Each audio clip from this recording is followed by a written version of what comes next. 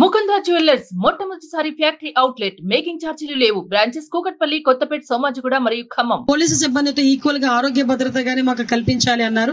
So నా దృష్టికి ఈ రోజు జైలు సిబ్బంది తాలూకా ఆరోగ్య భద్రత విషయంలో ఈ రోజు మా దృష్టి కూడా వచ్చింది. మేము కూడా మా సెక్రటరీ గారితో కూడా మాట్లాడాం, గవర్నమెంట్ తో కూడా మాట్లాడి వాళ్ళకి కూడా ఆరోగ్య భద్రత కల్పించేటట్టుగా మేము కూడా సమాయత్తం అవుతాం. అట్ ద సేమ్ టైం వాళ్ళందరికీ కూడా సహకరిస్తాం. ఎందుకంటే బయట అవుట్ సోర్సింగ్ పనిచేసే వాళ్ళకే ఆరోగ్య భద్రత ఉంటూ ఇన్ని ల్యాక్స్ అని చెప్పి ఉంటుంది. బట్ విషయం ఏంటంటే ఇంత సర్వీస్ చేస్తూ ఉన్న వీళ్ళకి ఆరోగ్య భద్రత లేకపోవడం నిజంగా ఈ రోజు మా దృష్టికి వచ్చింది. డెఫినెట్ గా మేము దాని మీద సీరియస్ గా తీసుకుని వాళ్ళకి ఆరోగ్య భద్రత కల్పించే దిశలో మేము ముందుకెళ్తామండి. అదేవిధంగా వాళ్ళ ఈఎల్స్ గురించి అన్ని కష్టాల గురించి చెప్పారు. కంపల్సరీగా ఈ గవర్నమెంట్ ఏదైతే ఉందో ఈ గవర్నమెంట్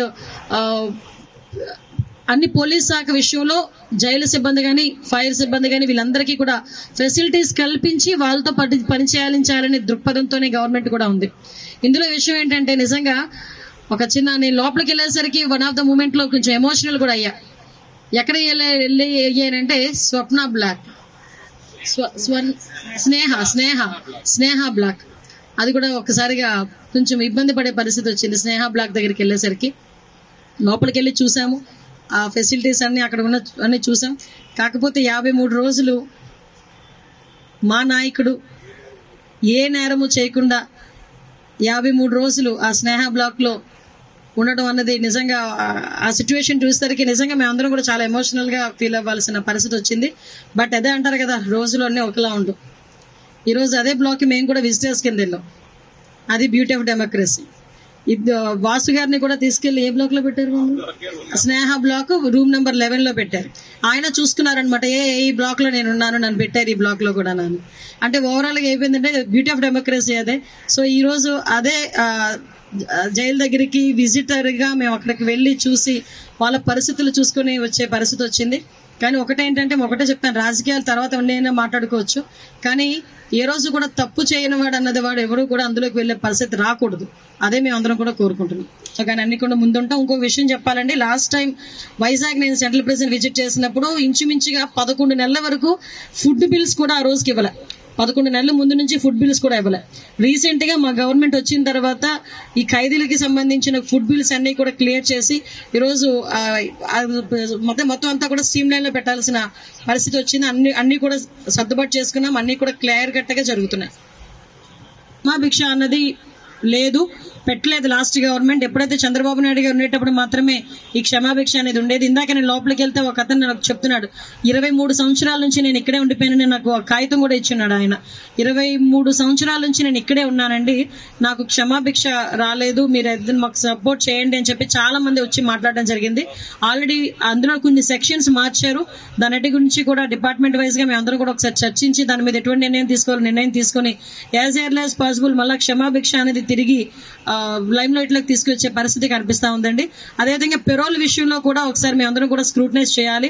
ఇందాకే డిపార్ట్మెంట్ వాళ్ళతో కూడా మేము మాట్లాడడం జరిగింది. పెరోల్ కి సంబంధించి ఇంతకు ముందు ఒక్కసారి కనుక షూరిటీ పెడితే వాళ్ళని కంటిన్యూ చేసేవారు. తర్వాత ఎన్నిసార్లు పేరోళ్ళ మీద బయటకు వెళ్ళినా కానీ ప్రతిసారి కూడా వాళ్ళని వేరే షూరిటీస్ పెట్టాలి అనుకునేటప్పుడు వాళ్ళకి ఇబ్బంది అయ్యి పెరోళ్ళ మీద కూడా బయటకు వెళ్లే పరిస్థితి కనిపించట్లేదు. దాని మీద కూడా మేము దృష్టి పెడతాం.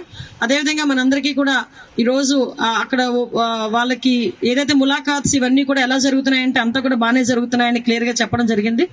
ఓవరాల్ గా చెప్పాలంటే జైళ్ల సంరక్షణకి ఖైదీల వెల్ఫేర్ విషయంలోని అన్ని విషయాల్లోని గవర్నమెంట్ ముందుంటుందన్న సంగతి మీకు తెలియదు. రన్నింగ్ లో ఉందండి. మోస్ట్ ప్రాబబ్లీ October 2 అనుకుంటున్నా. గవర్నమెంట్ మనకు దృష్టిలో పెట్టాం కాబట్టి మనం చేసుకోవచ్చు.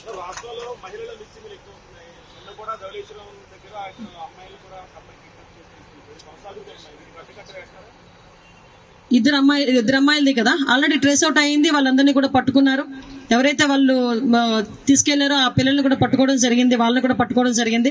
ఓవరాల్ గా ఇక్కడ ఒక విషయం చెప్పాలండి, ఎక్కడ ఏమి జరిగినా పోలీసులు చాలా ఫర్మ్ గా వర్క్ చేస్తున్నారు. పోలీసులు విత్ ఇన్ 48 hours లో గానీ ఎక్కడ పెద్ద కేసు అయితే విత్ ఇన్ 1 week లో మాత్రం వాళ్ళందరినీ కూడా పట్టుకుని వాళ్ళందరినీ కూడా రిమాండ్ కి పంపించి పోక్సో యాక్ట్ అయితే పోక్సో యాక్ట్ కట్టి ఇమీడియట్ గా ఫాస్ట్ ట్రాక్ కోర్ట్స్ కూడా ఏర్పాటు చేసుకుని అక్కడ శిక్ష పడేదానికి ఇంచుమించు 3-4 నెలల్లోనే శిక్ష పడేదానికి కూడా పోలీస్ డిపార్ట్మెంట్ వాళ్ళు వాళ్ళ కార్యక్రమాలన్నీ కూడా పూర్తి చేస్తున్నారు. ఈసారి ఎక్కడా కూడా ఎటువంటి నెగ్లిజెన్సీ లేదు. కావాలని బురద చల్లుతున్నారు తప్పించి, ప్రతిపక్షాల్లో ఉన్న వాళ్ళు కావాలని బురద చల్లుతున్నారు తప్పించి, ఏదైనా ఉంటే గనక ఓపెన్ డిస్కషన్స్ కి నేను రెడీ అని చెప్తున్నా. ఏం జరగాలనుకుని ఇప్పుడు జరుగుతున్న సిచ్యువేషన్స్, అన్ఫార్చునేట్లీ జరుగుతున్న సిచ్యువేషన్స్ మనం కంట్రోల్ చేసుకోవాల్సిన బాధ్యత ఉంది. కంట్రోల్ అవ్వలేనప్పుడు కాదు, ఆల్రెడీ ఇన్సిడెంట్స్ జరుగుతున్నప్పుడు కంపల్సరీగా పోలీసులు కూడా చాలా ఫర్మ్ గా వర్క్ చేస్తున్నారు. పోలీస్ డిపార్ట్మెంట్ ఎక్కడ కూడా ఎటువంటి ఇబ్బంది లేదు. సుమన్ టీవీలో మీ పర్సనల్ అండ్ బిజినెస్ ప్రమోషన్స్ కోసం కింది నెంబర్ కి కాంటాక్ట్ చేయండి.